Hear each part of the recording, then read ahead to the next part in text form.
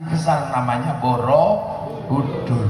Di Sumatera tahun 700 berdiri kerajaan besar Sriwijaya. Artinya bangsa ini setara dengan bangsa yang lain.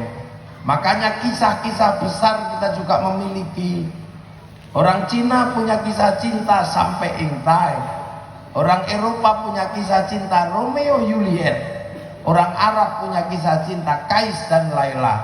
Kita juga punya cinta. Di Kalimantan ada legenda kisah Putri Junjung Bui sama Lambung Mangkura. Di Jawa ada Andi Lumut. Kita juga punya. Orang Eropa punya ibu tiri yang kejam dalam kisah Cinderella. Kita juga punya bawang putih, bawang merah.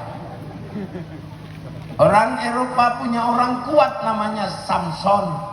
Kita punya orang kuat di Jawa, Bandung Bondowoso. Di Kalimantan ada Lambung Mangkurat. Di Sumatera ada Sipahit Lida, dan masih banyak lagi, dan saya nggak bisa menyebutkan satu persatu. Kalau di Eropa punya binatang bisa ngomong namanya kura-kura ninja atau Tom and Jerry. Kita juga punya kancil Yuriti Timun. Apa yang tidak punya?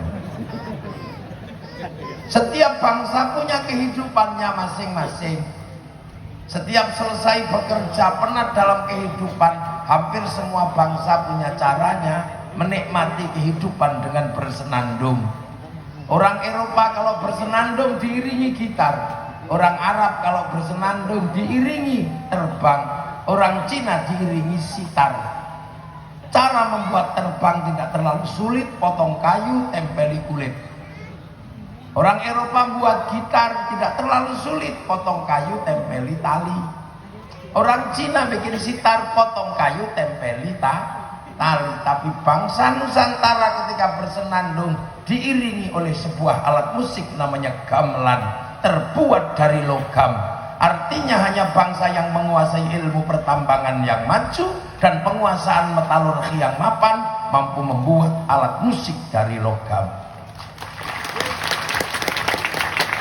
Ini nggak ada yang menceritakan, sehingga kita selalu diceritakan bangsa kita bangsa yang kalah, bangsa kita bangsa kecil, bangsa kita sebagai bangsa yang paling lemah.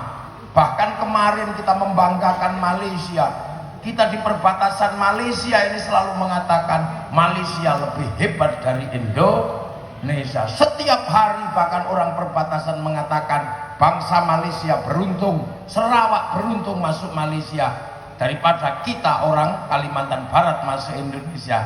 Selalu itu yang digaungkan. Tapi Anda jangan lupa 3 bulan yang lalu Menteri Keuangan Indonesia datang ke Malaysia menagih utang Malaysia 250 triliun dan Malaysia nggak bisa bayar utang. Ayo, baru 3 bulan yang lalu Menteri Keuangan Sri Mulyani datang ke Malaysia menagih utang Malaysia ke Indonesia 200 triliun penundaan pembayaran utang. Ayo, kamu masih mengatakan bangsamu kecil dan jelek. Nanti dulu, Mas, ini gak ada yang ceritakan sama sekali. Kalau kemudian bangsa Cina dikatakan sebagai bangsa besar, bangsa Eropa dikatakan sebagai bangsa besar, bangsa Arab bangsa besar, tapi saudara-saudara harus ingat bahwa ada satu bangsa yang pernah menaklukkan bangsa besar itu, namanya bangsa Mongolia. Dipimpin Genghis Khan, bangsa Mongolia menaklukkan Arab, menaklukkan Cina, menaklukkan Eropa. Tapi ketika bangsa Mongolia datang ke Indonesia menyerang Nusantara, dihabisi sama kerajaan Singasari. Satu-satunya bangsa yang mampu menaklukkan orang Mongolia adalah bangsa Nusantara. Ini tidak pernah sekalipun diceritakan, sehingga anak-anak milenial kadang sudah tidak ngerti.